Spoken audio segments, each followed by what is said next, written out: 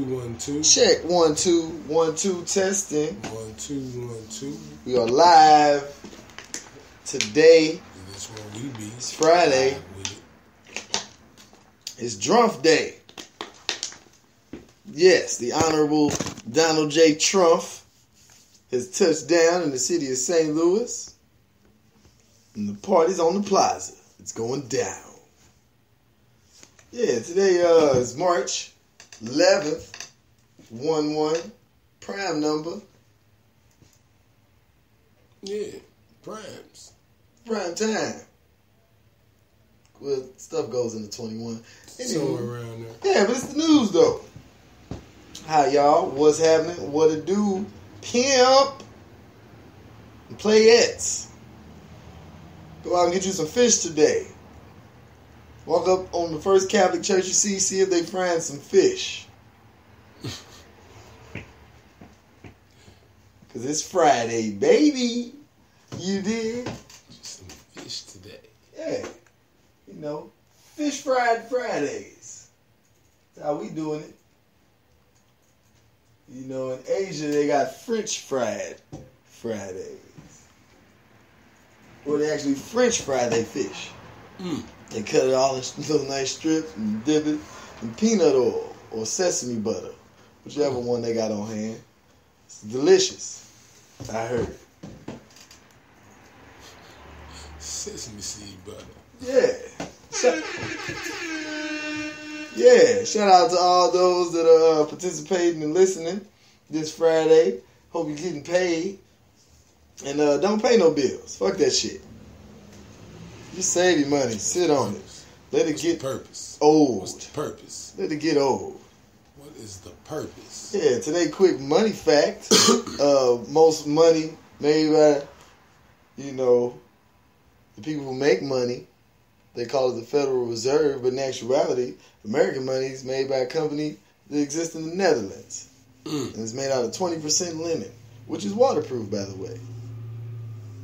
Get that understood. Just wanted to share that with y'all today, because I like sharing. Sharing is caring. It's a shitty team. Fuck this team. Yeah. Hey, we playing a little Madden, you know what I'm saying? Sit back, just politicking, as usual. Making the next move, the best move. Shout out to the Brain Fitted Business Squad, DJ Yes, Ryan C. 50. I'm Ricky Jones. This is Jonathan Taper Gang Franklin, and we're doing it. And doing it well. Like that.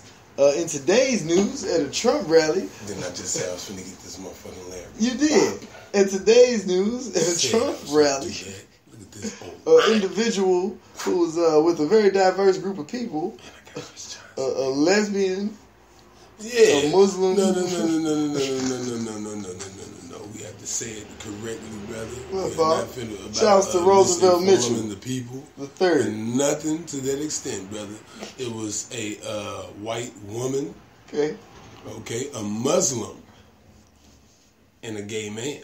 A very diverse group of people. This black man was attending this Trump rally this Trump rally. They was all together.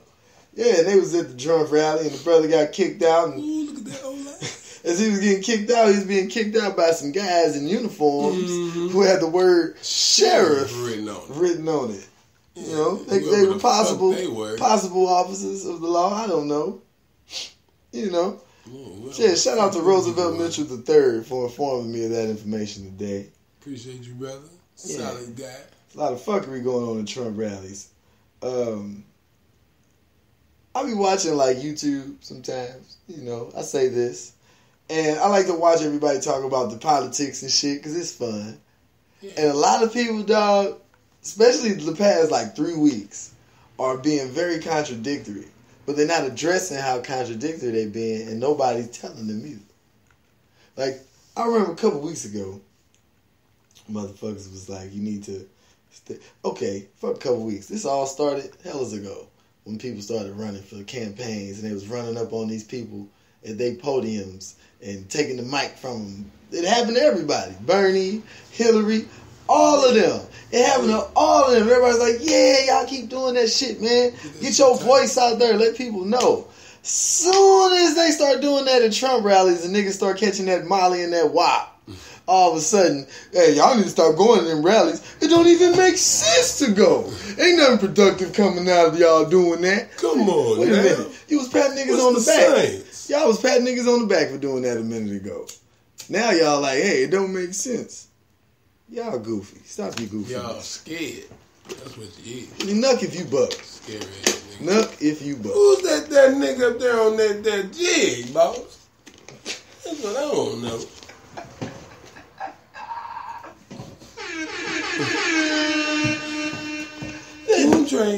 Coon train is coming. See, y'all thought that was like a Jamaican air horn sound? Nah, that's the coon train coming.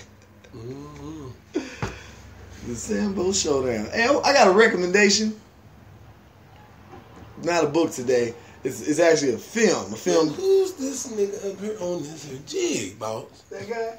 These nuts. Got it. That's who it is. Listen, 40 Acres and a Mule Entertainment and Production Company, owned by Spike Lee himself, has released a documentary. I guess there's plenty of truth in it about the great late Michael Jackson. Mm-hmm. Michael Joseph Jackson, that is. Yeah. Because he was a Joseph. Mm-hmm. Son of. So Michael made an album called Off the Wall. Because it was off the wall. Yeah. It was his first album after he was leaving the Jacksons. And I watched this movie because one good thing I always say, we're in that opportunity in the world and time where we can actually really literally look back. Like people always say the term look back on history. But when you look back, you're really reading on it.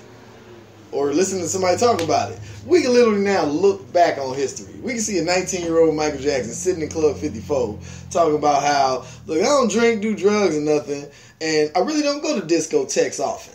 Most of them stink. But this particular place, the music and the fantasy and the limelight, they make all this debauchery and drug use look almost like it's fun. But all I do is come to dance. That's what Mike said. And you know what? Mike came to dance. Y'all don't know Michael now. Like I know Michael. Until you watch this motherfucking documentary. Man, 9-year-old Michael Jackson, 19-year-old Michael Jackson, 21-year-old Michael Jackson. Them three people, all the same dude.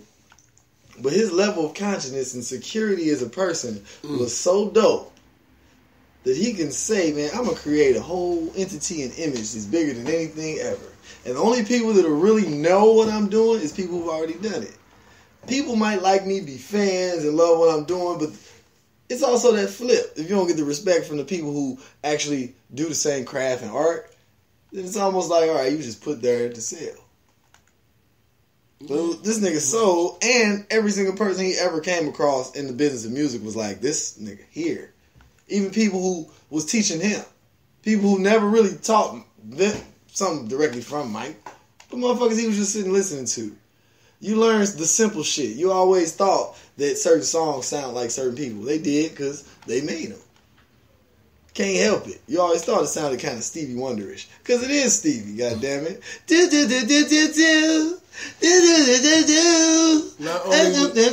Not only was Mike one of the greatest writers of our time, he was also one of the greatest niggas to perform other people's. I was going to say, he also knew when to fall back and allow someone else to give him some work. And then not only that, he going to do it unlike anyone else can do it. That's how Mike do some cold shit, man. I always talked about this. How I like white entertainers, some of them, but I like the old school smooth niggas like the Barry Manilow, the Tom Jones, Sinatra. I like them cats, man. Because they can do something that I thought is the coldest thing if you can do this as an entertainer. If you can literally stand there and not really move, but move people. You know what I'm saying? Like I can stand here and barely move. I'm barely fucking moving, but I'm making everybody else get a vibe and a feel. I always liked that shit, man. That was cool. You can tell Mike studied that shit. I would watch how he performed in certain songs when he was younger and shit. He knew how to get into the right fucking character. He knew how to turn up when it was time to turn up. Mike created Turn Up, by the way. By the way, Mike created Turn Up. Google it. Man, Turn Up. Shit, if you want to know where hee hee ooh came from, watch The Wiz. He did it all through the goddamn movie before he ever fucking did it on record. Watch The Wiz. When he was going down the road. Talking to He's folks on down the road. He's on down. He's on down. Yeah. He's on down. Michael Jackson. Watch the movie, man. Off the Wall. Documentary. You get direct real talk from Jackie and Marlon Jackson. You get to see pictures of LaToya when she was fine. You get to see pictures and video of Michael when he was just Michael. Little Michael. Walking around hobnobbing with all the motherfucking sickos. You know? Michael doing this goddamn thing. Taking compromising pictures every now and then. But it was alright. Sometimes. Excuse me. He was into that life. You know? Mm-hmm. Sometimes you know, you gotta do shit. You know, Mike took a song wrote by a lady named Patty Austin. And when he was recording the fucking song, every time he got to a certain part, he cried. And he was like, I'll do it over. He did it over like 13 times to the point they was like, Mike, you know what? Fuck it. We don't leave it. Just leave that shit there. The song was off the wall. Not off the wall, literally, but it was off the wall. Yeah. Off the wall is the shit, by the way. Nigga. You it on your shoulders. Dude, timeless, man. Sonically. By the way, Darkchild was in it. Speaking. Yeah, interesting people he chose to speak on the topic of Michael Jackson. Ronnie Jerkins, it was great listening to him. Ain't heard him talking in a while. He's a genius. What he do. But then he had people in there like Kobe Bryant. He had people in there like he had people in there like Corey Daniels. Say about Mike. I mean Lee Daniels. He was on there. Coon Daniels. Yeah. You know, I think his gayness supersedes his coolness. I've never seen him talk about something that don't bring up gay. He'll say something like, you know, it was everybody, even gay people. Like, nigga, you said everybody. I'm assuming they're in the mix. We give that's a given now.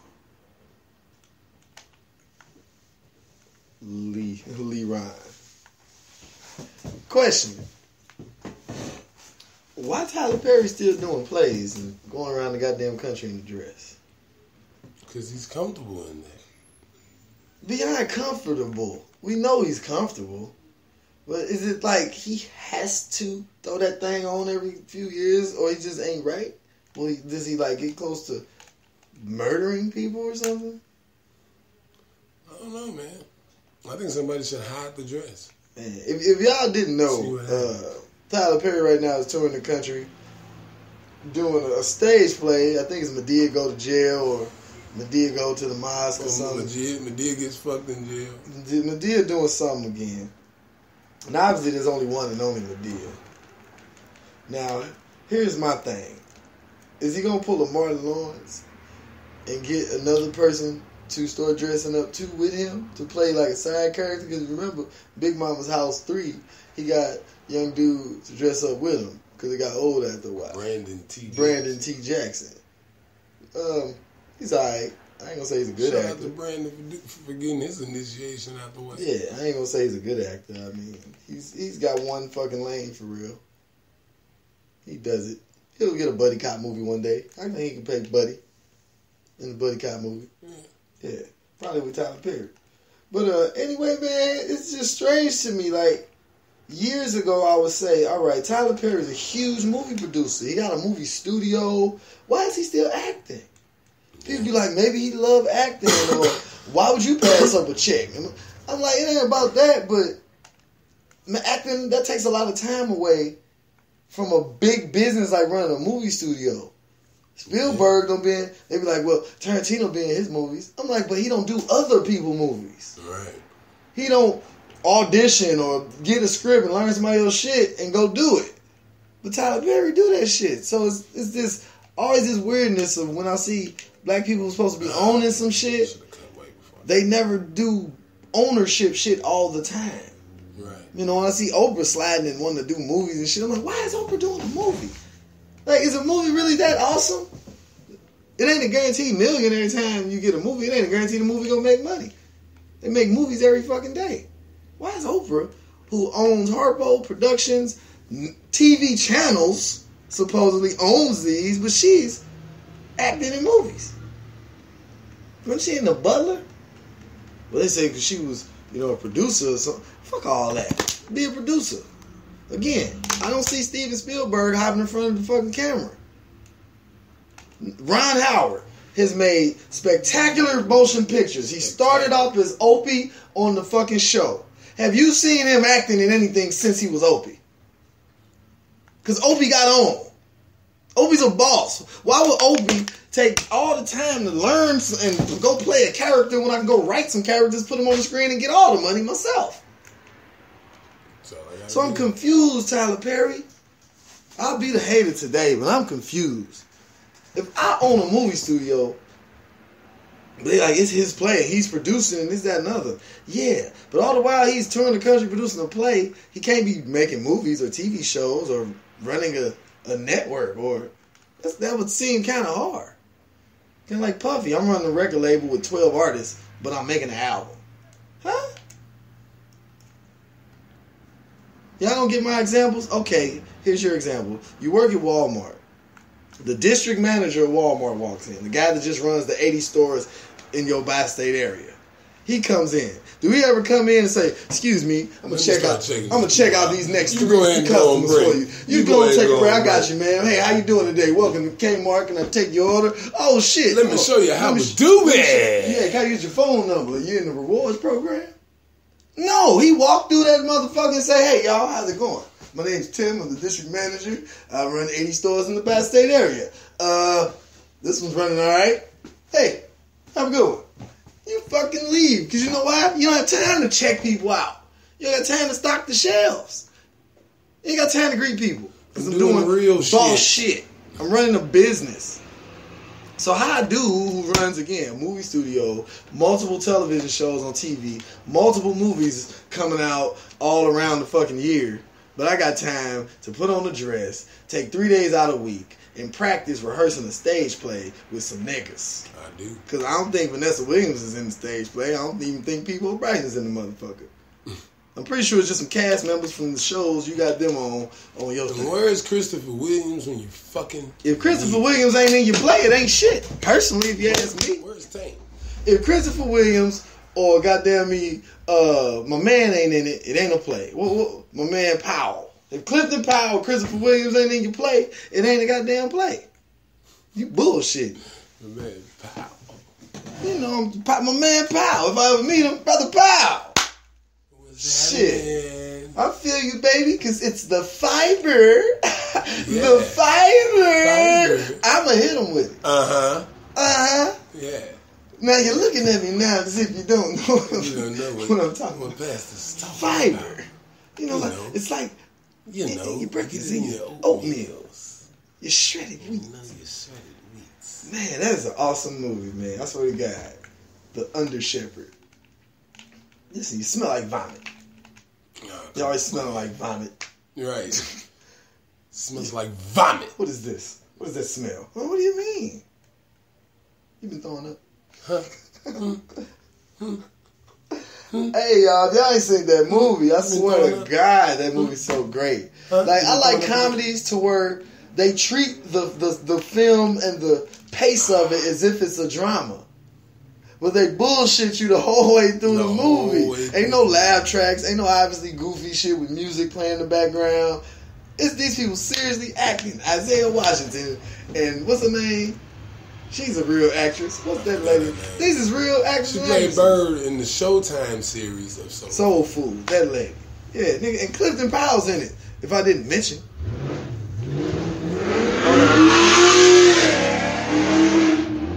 Hey, somebody had nothing to do. Now I'm going to address this. That car you hear right there? That car was going 17 miles an hour. The whole time. He never went over 17 miles an hour. This is the most ignorant shit I've ever heard or seen of in the neighborhood. I would rather him ride around with 30-inch rims than the El Camino. But no, he wants the Mustang from the impound, from the white boy who was charged with a reckless homicide for sideswiping the guy on Hall Street. So he's dead. He's in jail. Oh, his car's an impound. He sold it at the auction for $3,000, and it's loud. He didn't drive it every day, asshole. That was his racing car. He drove a Prius. You never rode in a Prius. You ever ridden in a Prius? Never. I've never ridden in an electric car in my life. I'm waiting for the day. I'm waiting for the day. So,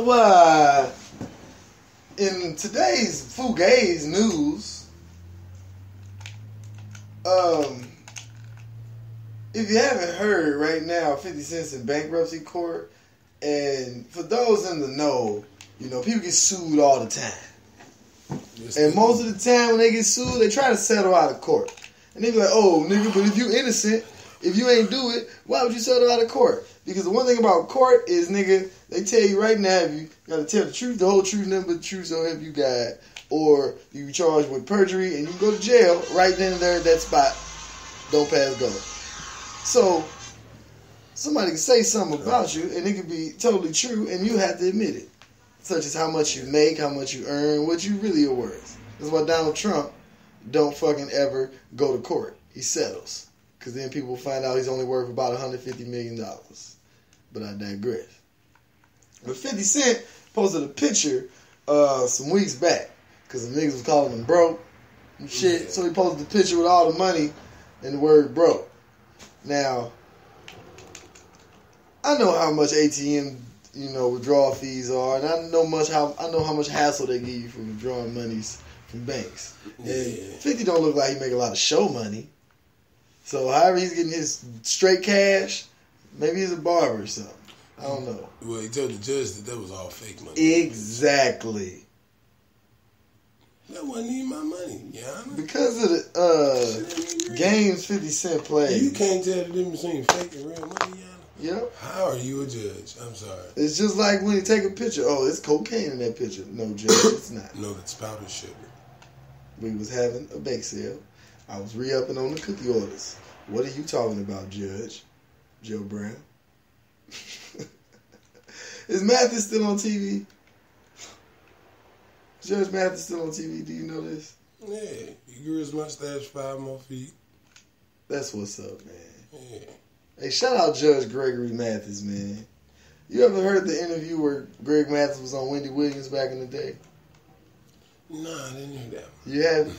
I wonder if that's open source. Oh, yeah. Judge Mathis, yeah. On Wendy Williams. On that bitch. Nigga, y'all don't know Judge Mathis like I know Judge Mathis. Google Judge Mathis, Wendy Williams. That's it. If you're on Google, then go over to that video part where it has on the tabs video, not all or images or shopping or maps. Video, hit that. And the video should pop up of Wendy Williams when she was a radio show hostess. Is that what it would be, a hostess? Yeah, she was on the radio show. Yeah. And Judge Mathis went on that motherfucker and gave her the biz. Gave her the L, the long L. Yeah, with the deal. Man, yeah, I'm bitch. talking about this bitch snort cocaine, don't ya? Yeah. So you want to bring up information about me? Huh? I can dish the dirt. Huh? You snort? You still got that cocaine habit? Huh? You still getting high, motherfucker? Huh? You still smoking that shit? Bitch. I don't think the people have heard it, though. Funk ass. I'm going to play a little piece. And if y'all didn't know, y'all need to Google, like, a lot about Wendy Williams. Wendy Williams, see, this is why I don't fuck with Wendy Williams. Y'all don't know Wendy Williams like I know Wendy Williams. She started off as a person who did a lot of black media. Gossip, radio, whatever. You can look at her, no different than maybe a... What was old girl name? Angie Martinez. You know what I mean? Big Les. Yeah. And radio show hosts who get the big acts and we chopping it up. She was in that group of ladies. To the point even Jay-Z dissed her. A lot of niggas used to diss her because what she used to do was talk down on the rappers. Talk about who they fucking, what they smoking, when they got locked up. She was on that gossip shit before it was cool. Yeah. Late 90s, mid 90s, it wasn't cool to just be sitting around talking about nigga shit. The gossip shit is popular. As far as black people. Yeah. The Entertainment Tonight was always around. But the one thing you knew about that was those people choose to be on that show because they have to be on that show because in between making movies, people got to talk about it. Or if I'm not a movie actress like a Kim K, or somebody that's an old TV show star that just want to stay in the limelight, you got to fuck with Entertainment Tonight, a.k.a. TMZ today, a.k.a. Access Hollywood today. Hold on. There's that nigga. So, Wendy Williams was that type of mouthpiece. And back in them times, niggas would run up on your studio. Niggas will run up on your radio show. They'll call you up and cuss you out on the air. Nowadays, the cat's so scared of something. I don't know really what it is. That they don't respond to that shit in the same manner unless it's another nigga. If it's a real motherfucking media, they don't respond. Right. So, Wendy Williams, back in 2003, was still doing radio. This is before her fucking show came out. And she talked to Judge Greg Mathis. And this is what occurred. You want to keep fueling that? Did you write about that in your book? I wrote about abortion in my book. Oh, 8 of them? Yes, I have an abortion. Unlike you, Judge, be smarter about my book. I don't reveal everything for free. People must buy my book to get the information. If you didn't hear that, Judge was already going in because she said something to him. And he was like, oh shit, did you write about them 8 abortions in your book? Mm-hmm. She said, oh, I talk about abortion. No, did you write about all 8 of them? No. Right. You talk about that. Yeah, see, Judge gonna dig deep. Judge gonna let you know that the reason Wendy Williams looks like she looks and is who she is because she was a slut bag. She was a cum rag. You're a cum rag. She was. You know? Quite the cum guzzler. And it probably was because of self-esteem and shit like that. It's probably because she just wanted to prove to so many people that I'm not a man. Yeah. And here's the one funny part about it. Wendy Williams would have ass if she was 20 years younger because she would have bought one. Mm-hmm. See, when she was coming up, buying ass wasn't really the thing. It was all about the titties. So if you see a black woman who ain't got no ass but want to buy some really big titties, she's trying to get in with white society. Because ain't no nigga ever really was heavy on, especially if you ain't got no ass and all of a sudden want to accentuate some shit. Bitch, if you don't get your pancake with eye hopping ass up out of here, it's National Pancake Day. The fuck is going on, nigga? They got a free triple stack that's going on today. Go to Steak and Shake. You know you get all you can eat pancakes for $3.99 in that bitch. But Wendy Williams, man, she was a piece of shit. And she still is. And she got that work. But man, plenty people, motherfucking Monica, Foxy Brown. Yes. Because she like to talk about real people, real lives. And that ain't cool, man. Unless they the type of person to put it out there. And most of these people ain't putting it out there. You talking to them because they trying to promote something. So if I'm on your radio show trying to promote some shit, and all of a sudden you start talking about me personally, well, I'll be damned. I think I got all the right in the world to respond in any manner, shape, form, fashion I please. Bitch ass. Yeah, Mathis went in, and it's one of the most hilarious fucking joints you ever want to hear. Matter of fact, I'm playing a little more.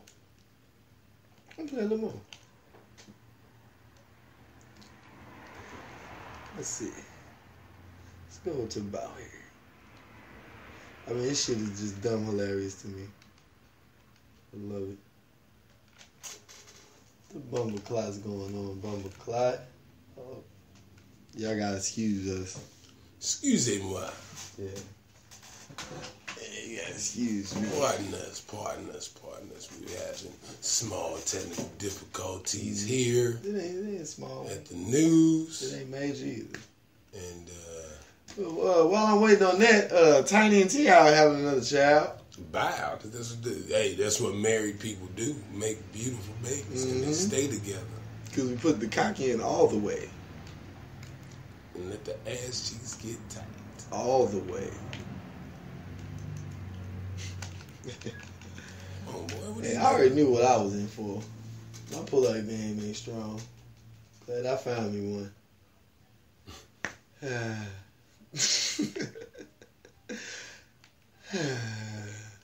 Yeah, on another note, God damn it, this is just not working with me.